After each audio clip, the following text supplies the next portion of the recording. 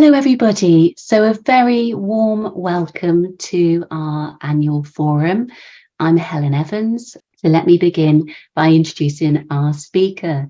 So Professor Rustam Al-Shahi Salman is an honorary consultant neurologist in NHS Lothian, a professor of clinical neurology at the University of Edinburgh. He is a patron and medical advisor to Cavernoma Alliance UK, and he's also the chief investigator of the CARE trial of surgery for brain cavernoma. And he's currently working to obtain funding for a platform trial of drugs for brain cavernoma. He also does other things, and I'm not quite sure how he has the time to actually have his breakfast, and then joins us for the weekend as well. So thank you. Rustam will now be speaking to us today on what have we learned from the UK's largest clinical trial for people with brain cavernoma. Well, hello everybody. Hopefully you can hear me. It's been a pleasure to join the AGM so far and listen to everybody describe how Cavernoma Alliance UK is steering itself successfully through stormy waters nowadays, which is a common problem for many charities, but I think there are lots of reasons for optimism and hope. Okay, so I've got about 30 slides, so I'm not planning to talk for the whole hour, and I'd like to leave time for questions. I think the main focus of this talk today is about ongoing clinical research for people with brain cavernoma and a brief mention of what's ahead of us. I'd like to keep the focus on the research and the opportunities for the future. But I know that some people often in these sessions will have individual questions about their own personal circumstances. And what I'll try to do, if any of those arise, is answer any that might have generic relevance to everybody with a cavernoma, but request that perhaps we address very specific issues separately offline after today to save us getting into very detailed, unique circumstances for individuals, which they often are with cavernoma. So just to say, happy to help. I'm not on holiday next week. I can help with specific responses should there be any, and I'll let Helen and the other CA UK team deal with the communications. So the focus today is what we've learned so far from what I'm calling the UK's largest clinical trial for people with brain cavernoma. It's not the world's largest clinical trial because one or two others have been done, and probably the largest one so far is the Recursion trial, which has recently completed recruitment in the USA. That's called Sycamore, with only a handful more patients than we have enrolled in this clinical trial in the UK. The CARE trial that I'm going to tell you about is the only clinical trial addressing the top uncertainty for people with cavernoma, which is should they have surgical treatment of one or other sort or no surgical treatment. So this really would not have been possible without Cavernoma Alliance UK and this wonderful partnership working that we've got between clinical doctors like myself, researchers, and the patient support organisation. And I should mention that this is obviously not just a collaboration with Cavernoma Alliance UK.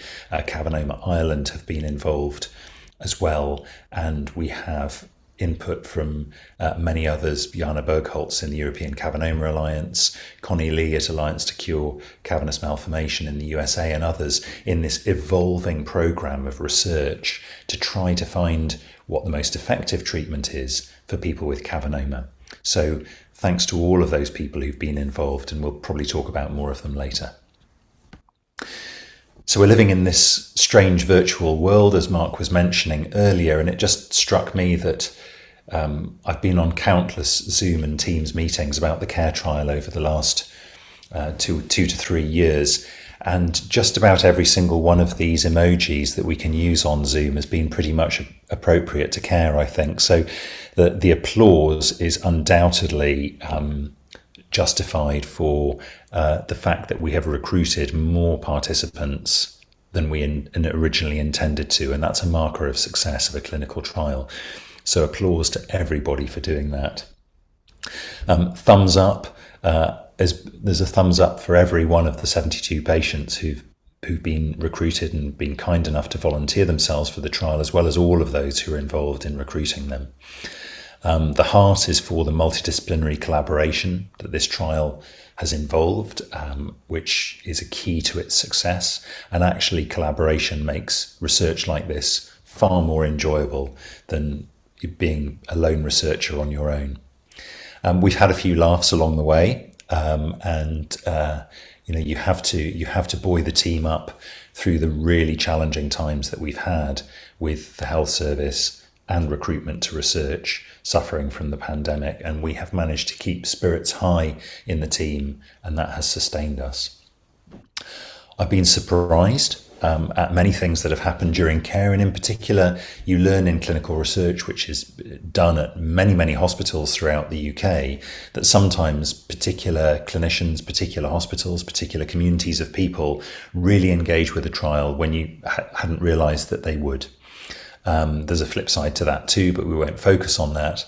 But it's been a really pleasing experience learning about pockets of interest that we didn't previously know about in Cavernoma clinical research.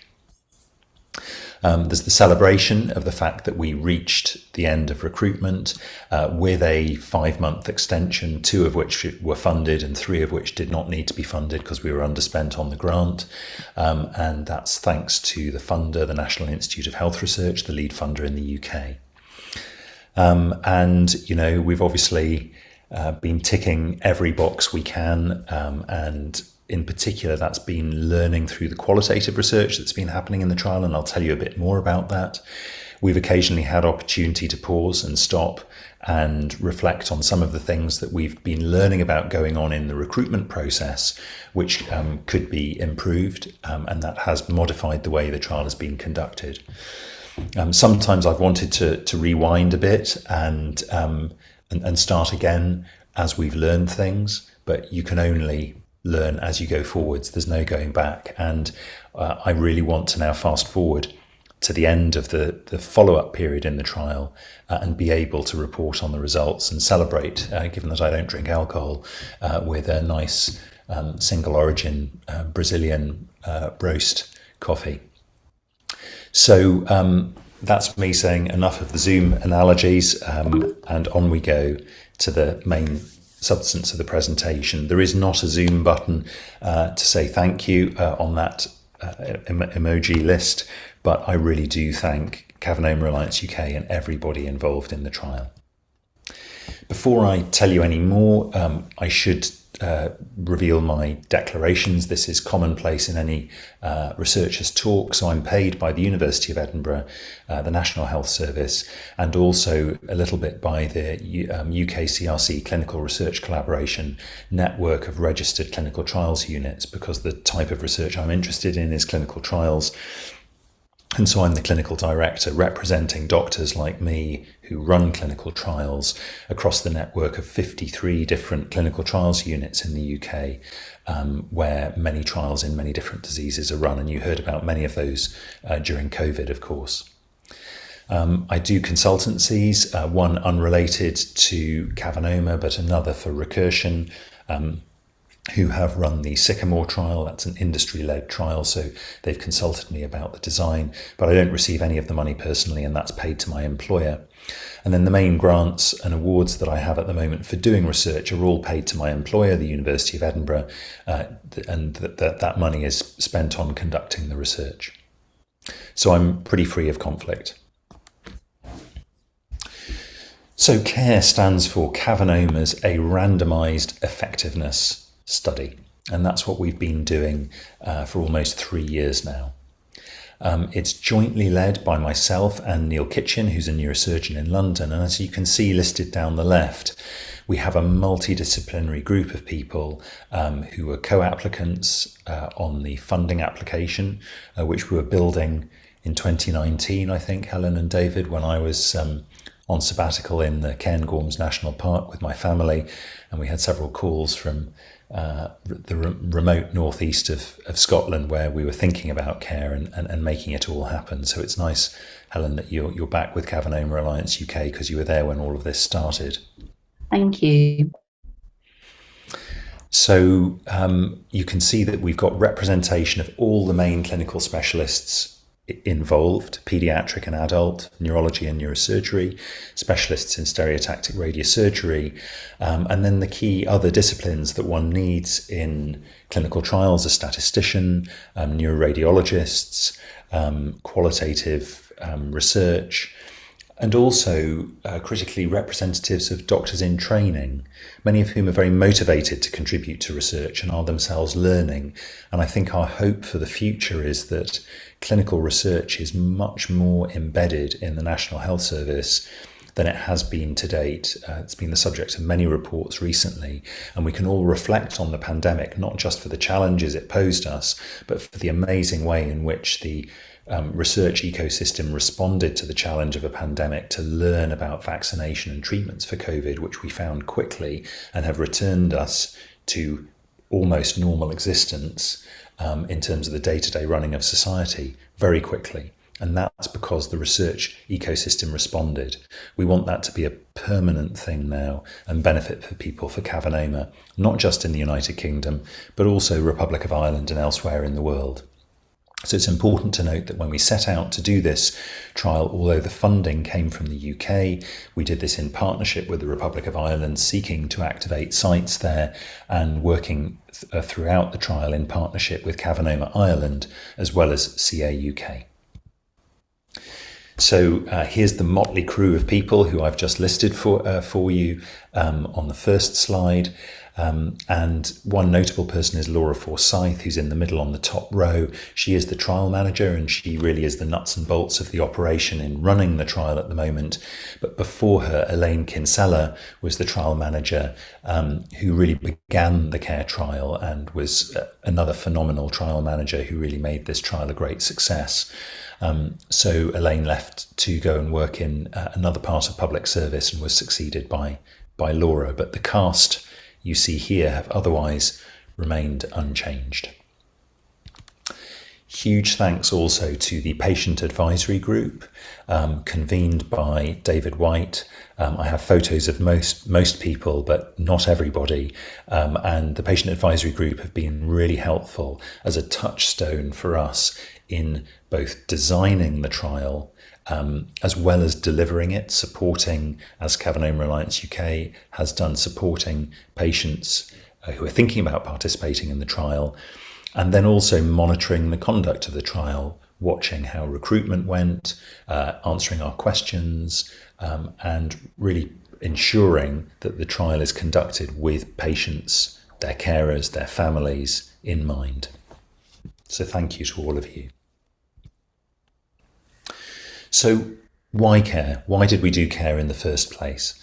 Well, this all started with a partnership to conduct a James Lind Alliance priority setting partnership for Cavernoma. And this, Ian Stewart, David White and others will remember me telling them back in the early 2010s that this is the paradigm for gaining attention for a condition to attract funding, having worked out what the top uncertainties are about it. And this has been used for many conditions now and is a really highly regarded way of identifying what the leading uncertainties are between patients, carers, the public, healthcare professionals and others. And you see a happy bunch of people here down in London for the very last day when the final priorities were distilled into this top 10 and a really authoritative, comprehensive report written by David White to summarise the whole process. And this back in about 2015, I think, when we finished this and published the report in early 2016, has lit the touch paper for really meaningful progressive Cavernoma research in the UK. And this was the top 10, and I'm not going to go through everything, but I'll leave this slide up for a minute or two just for you to reflect on it. But you can see that the number one uncertainty was, does surgical treatment with either neurosurgical excision involving an operation to open the skull and remove the Cavernoma, or stereotactic radiosurgery, which is a non-invasive procedure firing lots of low radiation beams at the Cavernoma where a higher total dose of radiation is delivered due to the summation of all of those beams to try to stabilise the cavernoma. Is that better than avoiding surgical treatment to improve outcome for people diagnosed with brain or spine cavernoma? So you and many others identified that as the leading uncertainty for this condition. But there are many other important uncertainties on this list, some of which have also been addressed in the meantime. But the CARE study focuses on uncertainty number one. What the priority setting partnership led to was the NIHR, the National Institute for Health Research, now called the National Institutes for Health and Care Research, to address the fact that we need to do much more research about social care these days, because that's where one of the biggest challenges for society lies. The NIHR read this priority setting partnership and wondered what to do about the top uncertainty. And because cavernoma is a relatively rare condition, it wasn't until 2018, more than 2 years after we published the priority setting partnership, that the NIHR announced this commissioning brief for research to address the top uncertainty. And a commissioning brief is basically them saying they would like to commission research on the topic. They describe the scope of the topic, and then they invite applications to address the question. So we had a good inkling that this might come about because it was the leading uncertainty, and we remained on standby for 2.5 years, and finally the call was announced. And because of the rarity of cavernoma and the fact that they knew we wouldn't be able to enrol enough people in the United Kingdom alone within the traditional grant funding time period, which is about 3 to 5 years, in order to completely answer the question, and also because they were uncertain about how well we would manage to recruit people, because a randomized trial comparing these two options has challenges, and we'll talk about that. They ultimately commissioned a pilot study.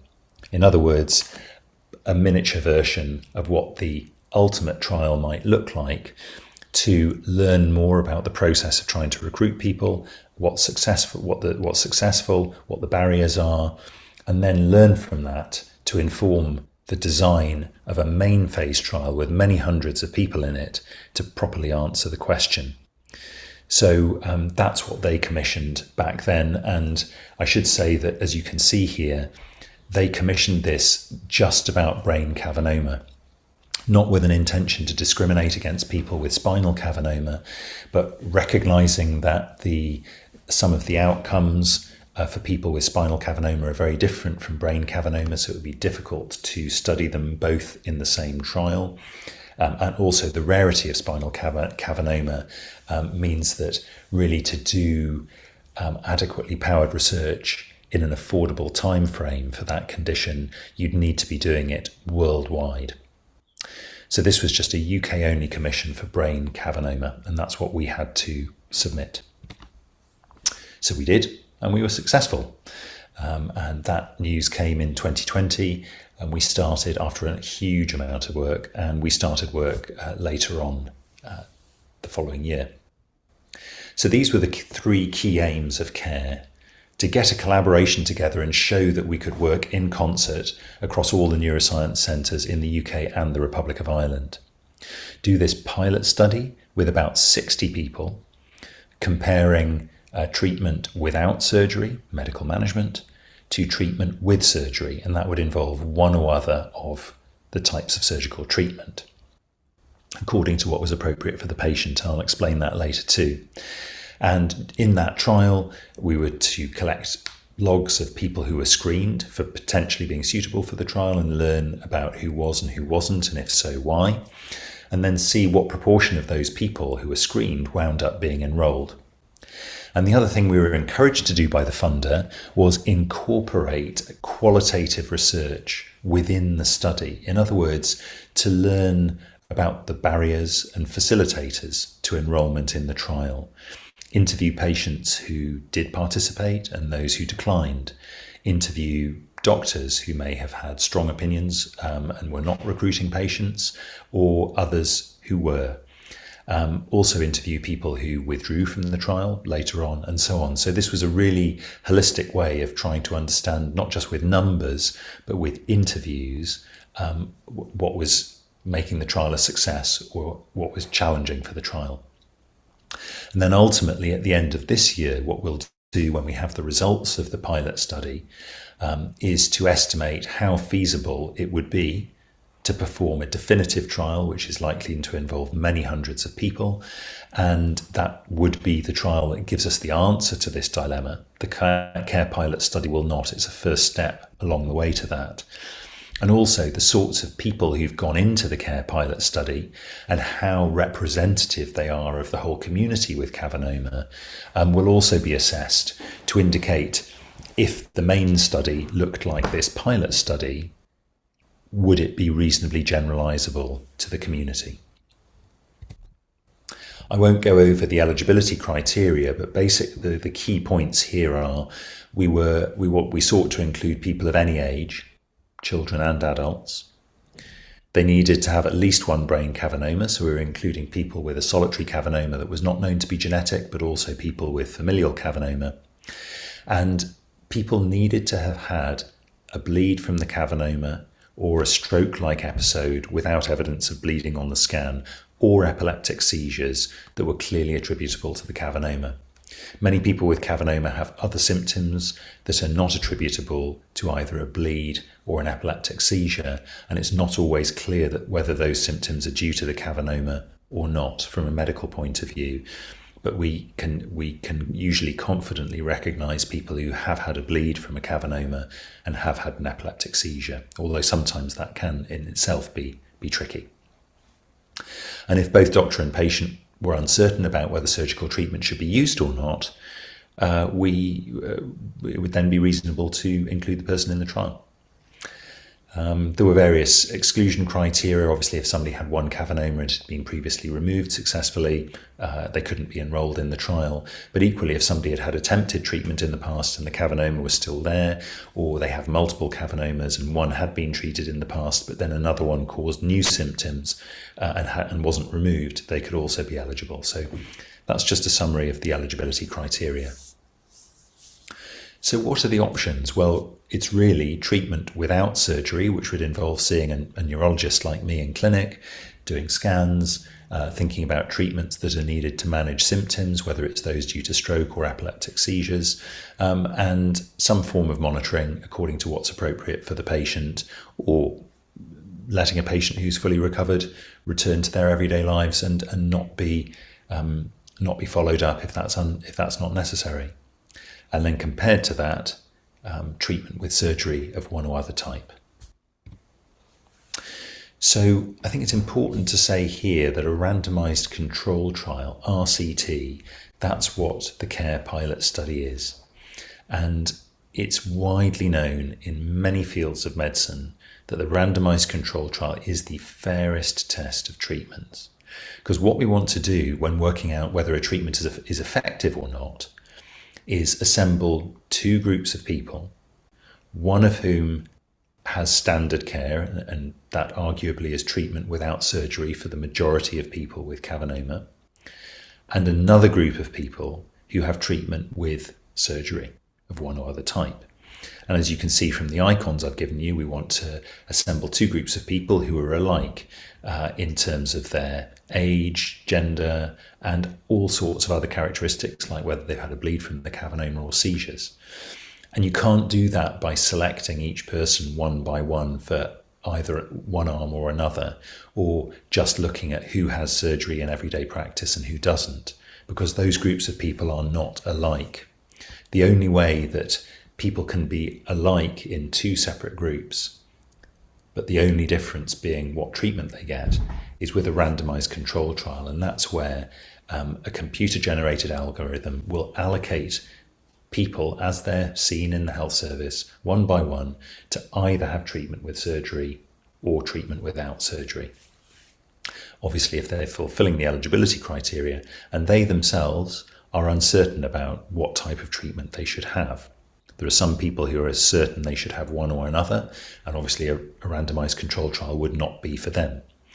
But where there is uncertainty, in the mind of the patient, carer, family, and the doctor, then a randomized trial like this is appropriate if the patient would be just as happy to receive one option or another.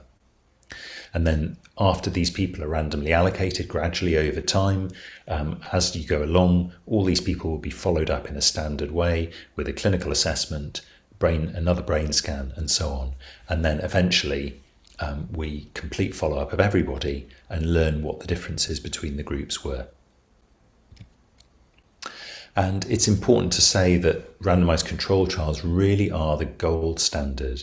This is what led to us being sure some things did work and others didn't for COVID, and has been used for countless different conditions and has led to an enormous progress in other areas of healthcare that I work in, like the care of people with stroke due to clotting or bleeding, not due to cavernomas, but due to other things. There's a phenomenal number of things we can do, and that's because people have enrolled in randomized control trials that benefit them as an individual with extra care and monitoring, but also lead to knowledge that can then be generalized to future patients.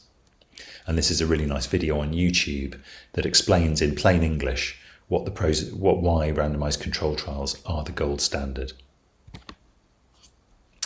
So the question for care is how we went about dealing with a preference for one type of surgery or another.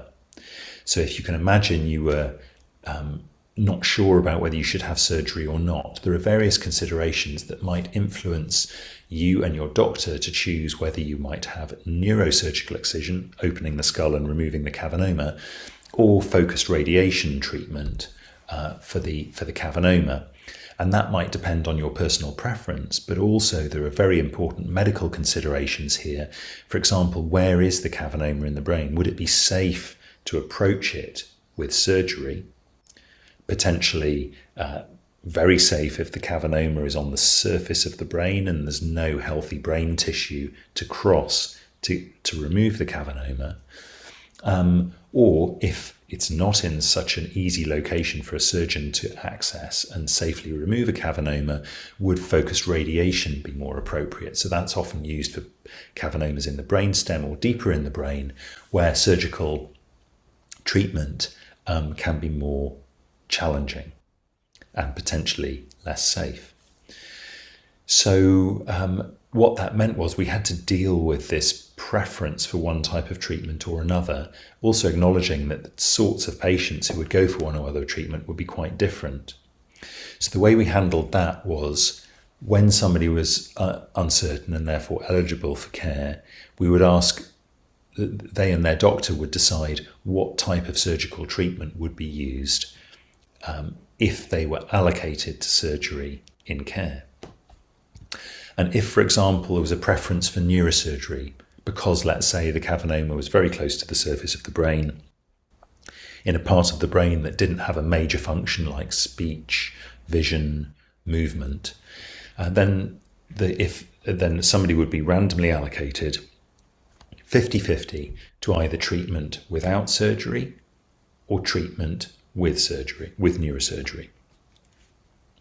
However, if there was a preference for stereotactic radiosurgery, somebody would be allocated 50-50 to treatment without surgery or treatment with stereotactic radiosurgery.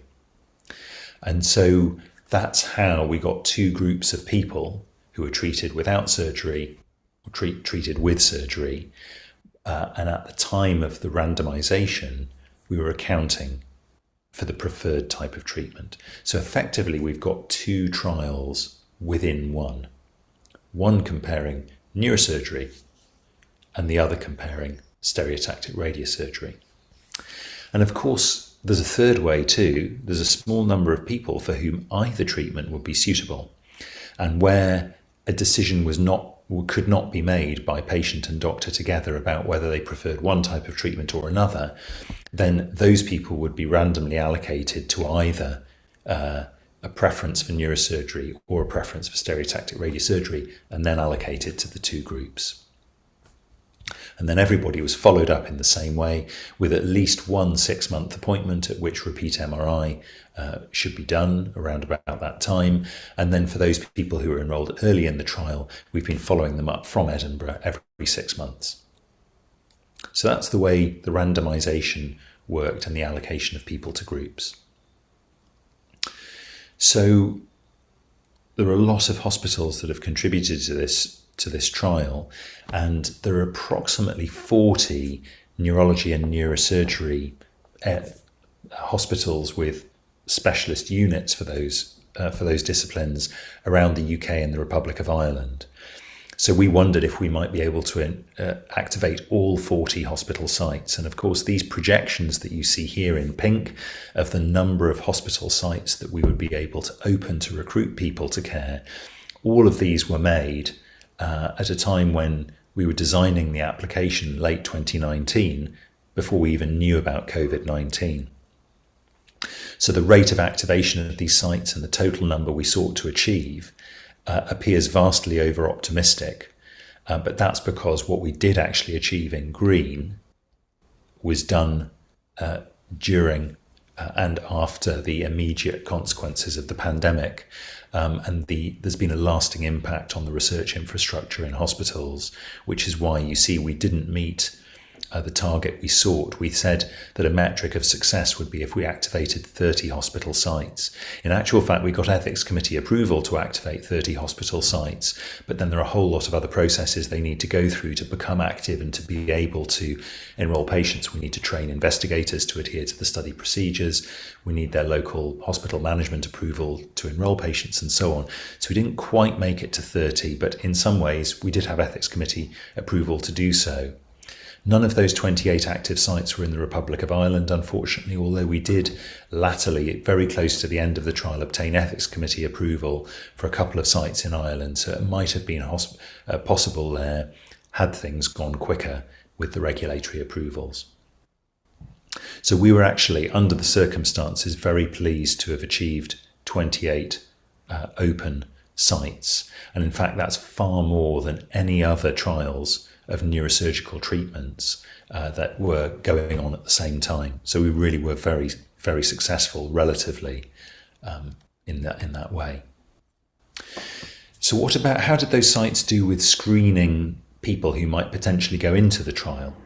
Well, in red here, you see what metric we set ourselves. We thought that sites might be able to screen about 190 participants between June 21 and April 2023. Well, in actual fact, they screened almost, 3 times as many, 2 to 3 times as many as we'd originally forecast. So this was really good engagement from patients and those sites who were considering people for inclusion. So it shows that sites were willing to really look hard for participants. And then how did recruitment go? This is the key thing. So you'll remember at the beginning that I said our target was to recruit approximately 60 participants, and you see that represented by the grey dashed line. So that's the target we set ourselves. And we originally intended to recruit those 60 participants by November 2022. And remember, these were our projections that we made before COVID-19 struck. And then in green, you see how recruitment did actually go. And you can see that if you were me in sort of October, November time in 2022, you would have been wildly optimistic that you could keep drawing that line upwards and we might just reach more than 60 participants about a month late. But of course, the way these things go, you have some really good months and some much quieter months in clinical trials. So before that situation had arisen, that part of the curve, we'd already been discussing with the funder whether we could extend recruitment for a little bit longer. And you see it here extended for another 5 months so that we could show that we could reach the target of 60 with a bit more time. And 3 of those months we were able to fund from underspend on the grant, and we requested funding for another 2 months. I'm very grateful to the funder for having given that to us.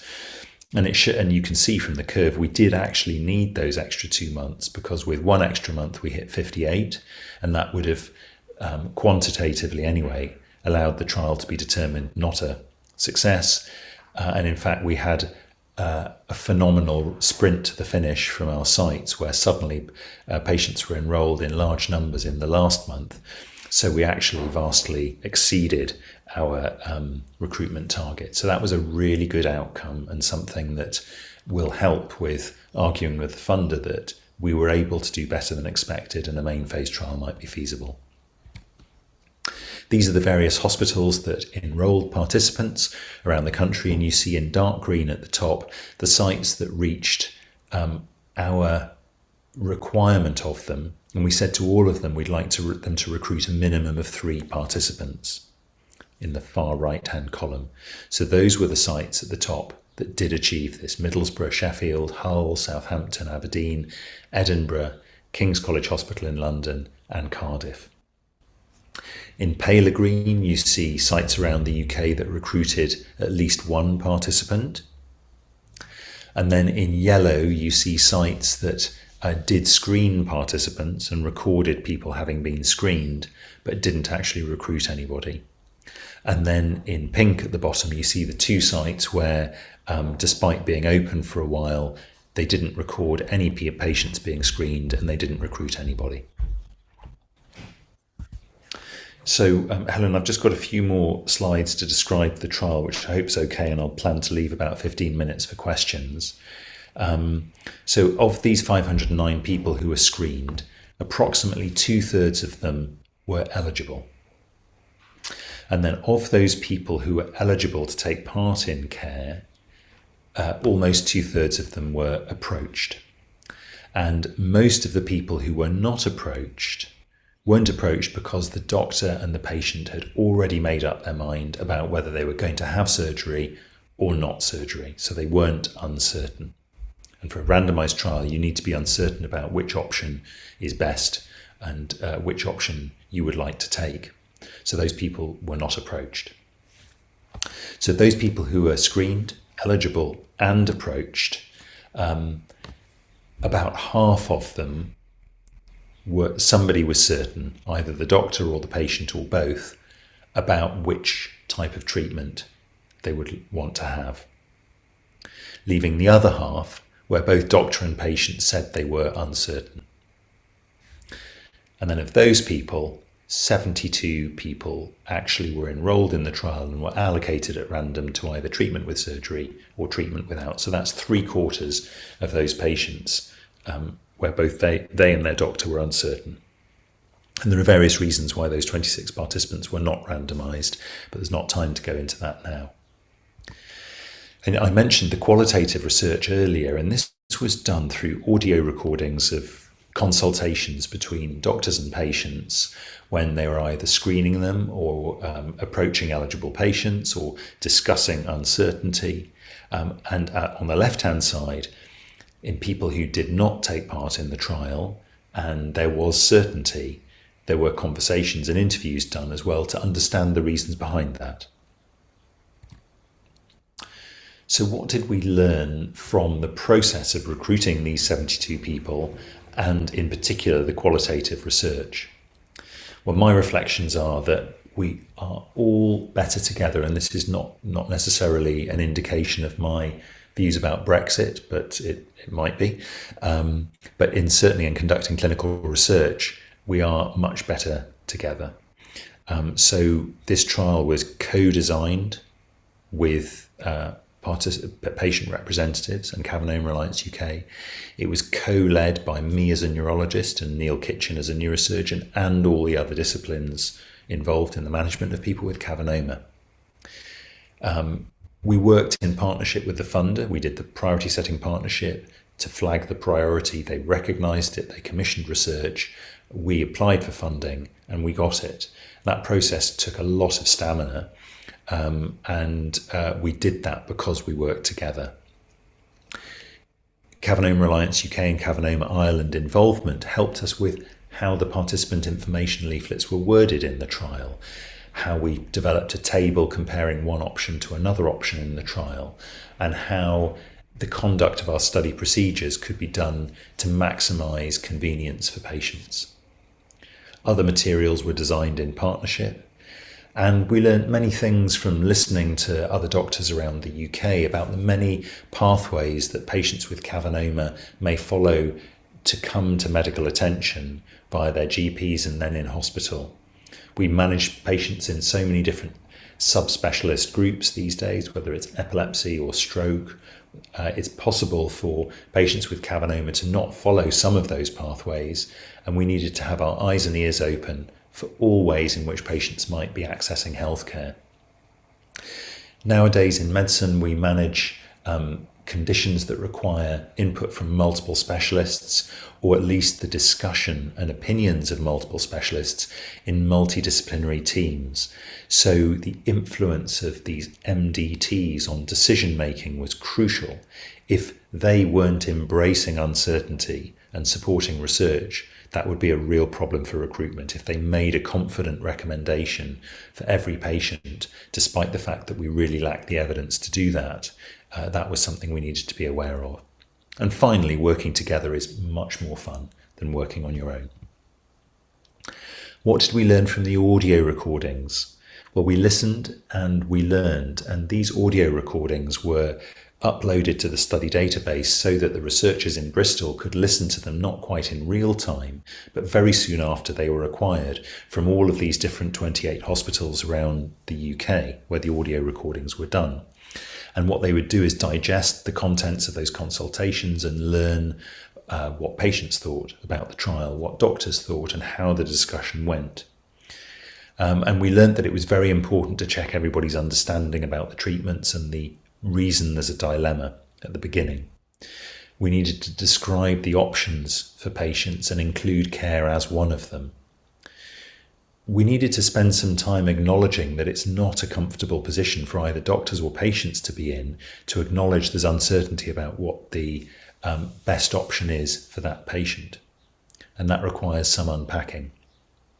And then when we are all on the same level about the reasons for uncertainty, we need to fairly balance the options.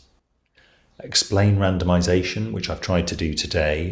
It's a complex concept, and for patients to understand what the benefits would be for them in taking part. And we really needed to check as hard as possible before people went ahead with randomization whether there was a strong preference for or against one treatment, a final check on that. And then if there was not a preference for surgery or no surgery, recruitment would be appropriate, but of course there was consideration of a preference for type of surgery if it was to be conducted, as I explained. And all of that is why ultimately we achieved recruitment that exceeded our target, accounting for the fact that we didn't have as many hospital sites as we intended. We only had 28 and we'd hoped for 40, and the COVID pandemic hit. So really, if you consider those two things, we did extraordinarily well to exceed the recruitment target. So far, I think we have achieved ethics approval at 30 sites, even though only 28 became active. We definitely recruited over our target. And at the moment, our top two priorities are that the participants in the trial adhere to the treatment that they were allocated in the trial, because you've seen my diagram of the randomized trial. If people start hopping from one group to the other, it changes the balance, and it makes the groups not identical. We also need to keep everybody under follow-up, so we need to see people in the right time window for their 6-month visit, because if we randomly allocate people and then don't learn what happened to them, that loses all the value of their participation in the trial. So looking ahead, the results of CARE should be available and published and shared with the public in early 2024. And at that stage, we'll be talking to funders about whether a main phase of the CARE trial of surgery can be conducted. And in the meantime, we're applying for a platform trial of various drug treatments for cavernoma for people who would not necessarily participate in the main phase of the CARE surgery trial. And we can talk about that later if time allows. You can find out more about care on our website, which you see listed at the bottom, and there are also pages that link to that on the Cavernoma Alliance UK website as well. So finally, thanks very much to all of you on the call who considered taking part or did take part, and in particular to CA UK and Cavernoma Ireland for supporting the trial throughout. It's been a really rewarding experience. Thanks for joining today, and Helen, I'd be very happy to take any questions such as time allows. Marvellous. Rustam, thank you so much, and a huge thank you on behalf of the Cavernoma community for all the work that you're doing. This work is absolutely pivotal to improving our understanding and get a better treatment. So we're very grateful. And to have 72 people enrolled is just marvellous, as you said, to have done that through the pandemic, and is a real testament to the hard work of the sites that you recruited, as well as your leadership. And I just want to say thank you as well to Sandra and Jana, who are both joining us today. Sandra, who leads up Cavernoma Ireland, and Jana, who leads up the European Federation for all the different Cavernoma organisations across Europe. I'd really echo your point about being better together. We're only going to improve outcomes for patients with rare conditions by working at a European or global level. So those relationships are really important. So just to say, we have a break between your session and the next one. So if you'd like to go a little bit over 12, you're welcome to. Rustam, I'll leave that at your discretion. And we've got 7 questions have come up in the chat. Can you see those on your screen? And if so, happy to leave you to lead those and go through them. I'm not sure if everybody wants to hear me droning on my own, Helen, so why don't we do it as a Q&A, because they'd much prefer your dulcet tones to mine. I don't know about that. Might need another copy soon. So let me read out. So I'm just going to read from the very top. So the first one here is, thank you for your presentation. Could you outline how patients who were care participants will be informed of the outcomes of the trial and the opportunities to take part in the trial evaluation? Yep, thanks. That's a really good question. So when we disseminate the results of the trial, we're always at pains to share them with the participants, because they are the most important people. They are the ones who've been generous enough to take part. So when I've done trials before, we've done it in a few different ways. Firstly, by writing, by letter, to people with the address that we have in the study database that was supplied at randomization. And we usually copy the participant's general practitioner into that letter as well, and we'll be preparing to do this sort of thing later this year in the trial. The other thing I like to do is produce a short animated video, a couple of minutes long, that can be easily shared on social media, that's in plain language, that illustrates and describes what the main findings are, so that the findings can be shared more broadly with the public. So there will be information like that on the website, and obviously Cavernoma Alliance UK will be playing its part in disseminating that information too. Lovely. Thank you very much. And yes, we'll, as soon as we produce that information, we'll be sharing that with you. So the next question is from Jana.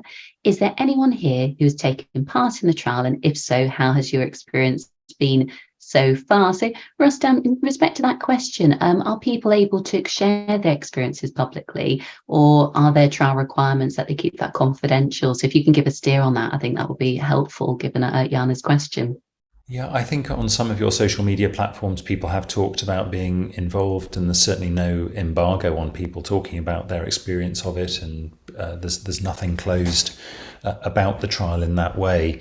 The only thing that nobody can really be revealing at the moment is what the trial is showing as it goes along in terms of outcomes, whether there's a difference between the groups, because that's monitored by statisticians and a data monitoring committee.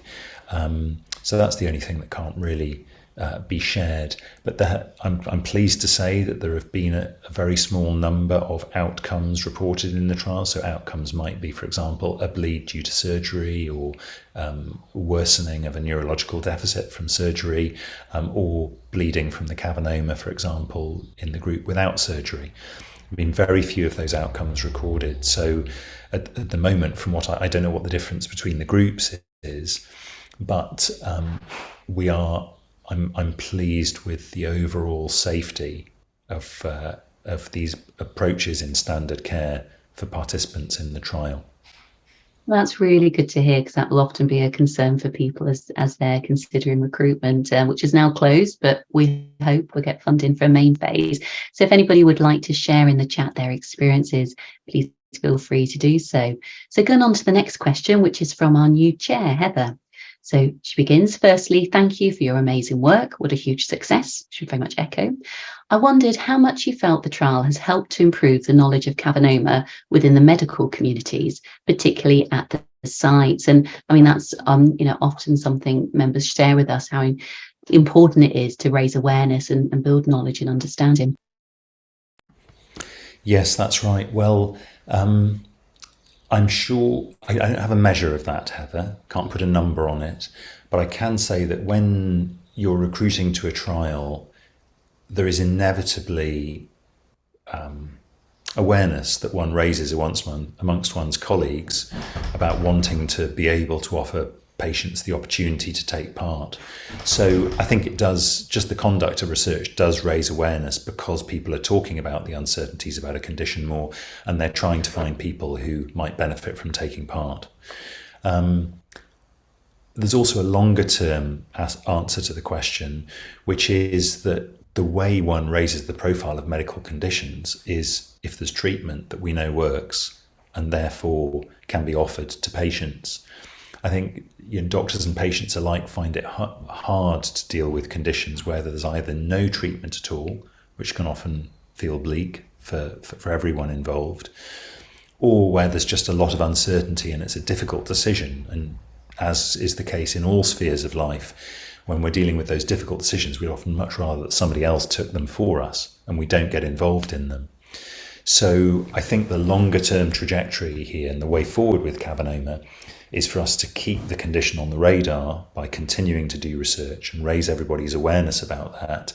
And then when we have the eureka moment and find a treatment that we know works, that will then transform the landscape of care for people with Cavernoma, where the health service will really get behind doing treatments that they know work. Thank you very much, Rustam. And just to say, we've got 8 more questions. I'll try and go through as many as I can, but I think we're probably at the point now where we need to close to new questions. So apologies for anyone who hasn't had a chance to put their question. So the next question is, will there ever be clinical trials for incidental cavernomas, as quite a few of us have the same symptoms of people with symptomatic cavernomas?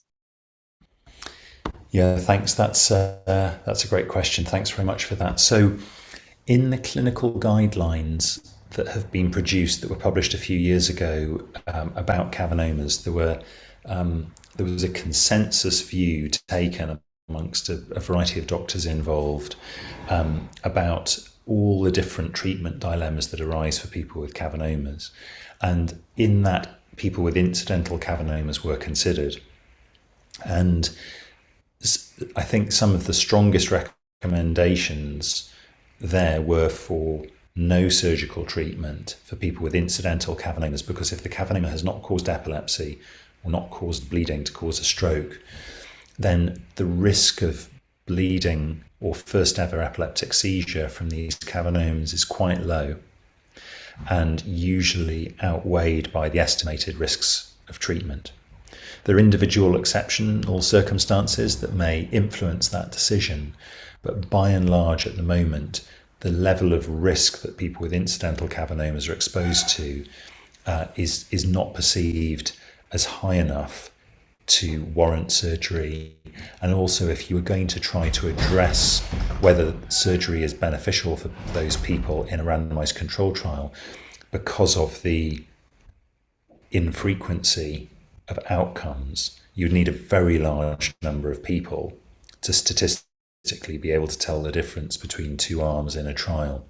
So those trials would be challenging, and I think they would be potentially ethically and scientifically a bit challenging because of what I've just said. It doesn't mean they're off the cards, and it might well be that if lower risk treatments emerge in the future, possibly drug treatments, then that might well be relevant. So I'm certainly not discounting treatment for incidental cavernomas, but with the treatments that we have at the moment, which are pretty invasive, I think the risk-benefit balance is clear enough to to discourage us from doing randomized trials of surgery for those people.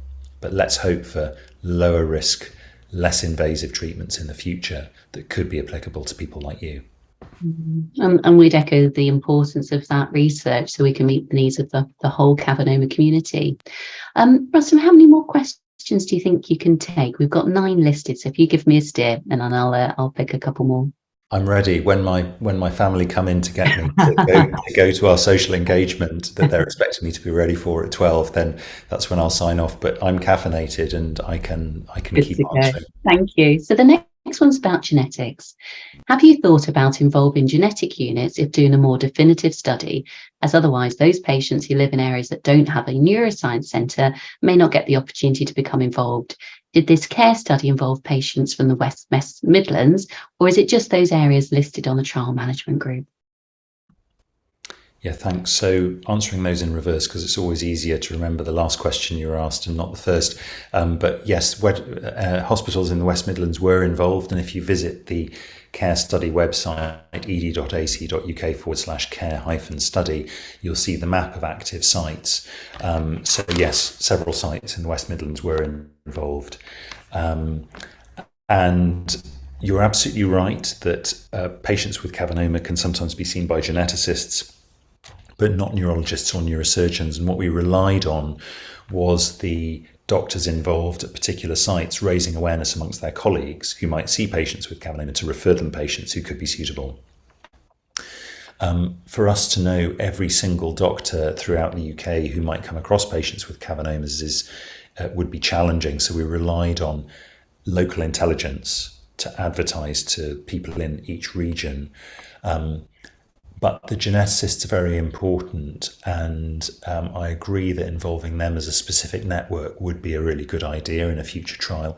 We did try to collect DNA from participants in the trial because we're interested in whether it would be feasible to do that in a main phase trial, because it might be that subtle alterations to some of the genes involved in causing Cavernoma might modify the success of treatment. So, for example, might influence the risk of a Cavernoma coming back after it's apparently been removed by surgery. So an interest in genetics is embedded in this. The engagement of the genetic community was delegated to our local doctors to engage their local geneticists. And yes, if we can get a mailing list for geneticists in the future for future studies, we definitely want to involve them as you suggested. Excellent, thank you. So next question now, what drugs are being considered in the platform trial? So the 2 proposed drugs at this stage are aspirin and propranolol, a beta blocker, based on work that's been done largely in humans, but also in animals. There are many other promising candidates as well, but we wanted to include drugs that seem to have good proof of concept that they might work for Cavernoma in a variety of different ways. And also we didn't initially intend to include drugs that are, for example, being studied in other trials elsewhere. So the statins, for example, have been studied in a North American trial. They've completed recruitment to that trial. I think it's 80 participants, and they're under follow-up at the moment. So we would need to wait for the result of that trial before adding statins to our platform study. But the beauty about a platform study is that although those are the first 2 drugs that we're considering comparing against standard care, aspirin and propranolol, there's the vision to add more if we drop aspirin or propranolol as time goes by and we learn what the outcomes are. Thank you very much, Rustam. And I think I can perhaps hear your family probably getting ready to leave. Be sure. So next question is, how many patients have had surgery and radiosurgery by now? In the trial, I take it that means yes. So as you could see from that chart, patients were being recruited up until April. So if there are 72 participants, you would guess, I don't know what the exact distribution is between the numbers, between the arms in the trial, but you'd guess there were 36 participants in each arm. Treatment in the trial is ideally done within 3 months of randomization. So we'd be hoping that the last randomized participant at the end of April would be having their treatment by the end of July. So I don't think everybody has yet had their treatment in the trial, but they should go ahead with what's been allocated. And when I've seen summaries for trial steering committees of the total numbers in the trial so far, it's been around about 20 or so people who we've seen had treatment to date with either radiosurgery or surgery. Thank you. So the next question is, I imagine for people considering getting involved in a trial like this, they might worry about what might happen after surgery. And someone's asked a question here about the side effects after surgery and what those can be. Yeah, the quickest way to address that is to look at the participant information leaflet and other information which is on the Cavernoma Alliance UK website. But the specific problems people might experience really depend on where the cavernoma is in the brain, because if there is any damage from surgery, it's to that particular part of the brain. So if the cavernoma is in the visual cortex at the back of the brain on the left, then it might be vision to the right hand side that could be affected if there are side effects of surgery or a bleed from surgery. So the very specific side effects are quite individual and are usually discussed in detail by the surgeon with the patient. But in general, the main issues are damage to the surrounding brain from the careful approach the surgeons take, bleeding potentially, infection just simply from the operation, epileptic seizure. Those are the main ones. For sharing that, and just to say, if any, as we do future trials, there will be lots of opportunities for you to ask your clinicians individually about your concerns, as well as information we provide. So a question here from Mark, our outgoing chair, who says, a superb presentation, thank you. If the trial goes well, how might things be different for those with a cavernoma by 2030? And I think talking there to our vision as a charity to hopefully find a cure for cavernoma by 2030. Well, if we're successful with this first stage of a funding application for a platform trial for drugs, and we'll know that in mid-July this year, then it's back to where we were in 2019 to write another massive full grant application, which is due in September of this year, and we'd know about whether we were funded to do the platform trial early next year. But with the time it takes to start up a clinical trial, it would be another year until we begin. So that would be beginning in early 2025. And I'd hope that by 2030, we would know from those 3 drugs that we performed trial, that we would know by 2030 at least whether one of those drugs was effective or didn't appear effective and was succeeded by another drug in the platform trial. And what I'd really like to do in an efficient way is, if we manage to do the platform trial internationally, would be to run alongside it the main phase of this care surgery trial, where if you see a doctor and the dilemma is whether you should have surgery or not, and you don't know, some people may choose surgery, some people may not, but if you don't know, then we could actually definitively answer this question about surgery by around then, if we manage to get many countries and many funders on board over that time horizon. But we can only do that with the strength of support that Cavernoma Alliance UK has given us and the engagement of our international colleagues. So to know whether surgery works and to have at least got an answer about one of the drugs by 2030, Mark. Oh, here's hoping we get the funding. We'll be keeping everybody posted. Rustam, there are 4 more questions listed.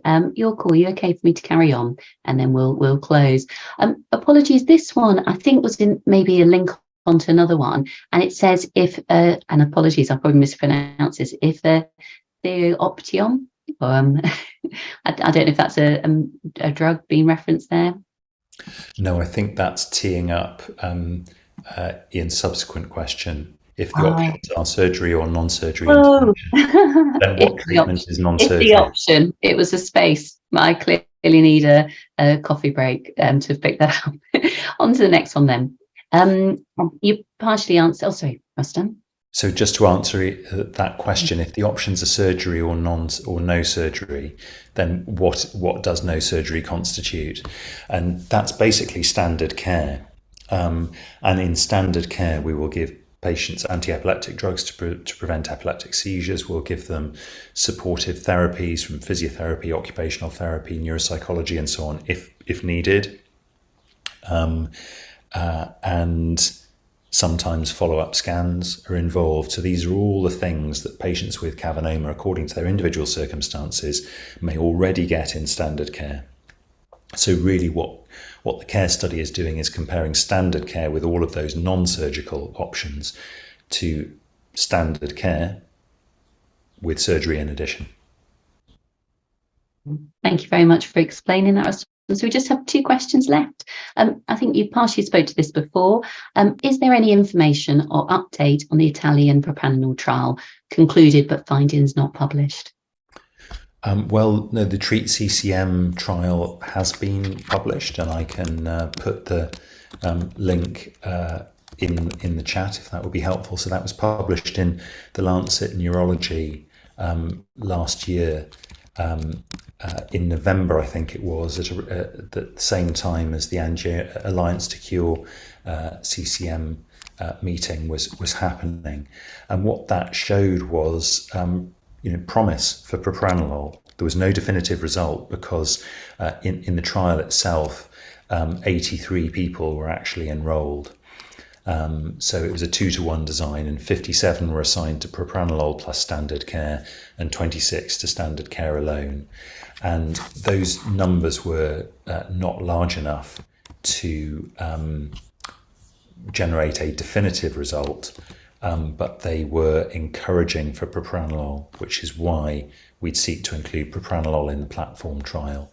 So I've just put the link to the publication, as I think Jana has as well, in the chat just now, in case anybody wants to look at that result. Marvellous, thank you. And the last question is about engagement with US colleagues. So have the questions of interest in the CARE trial been looked at in a trial in the US?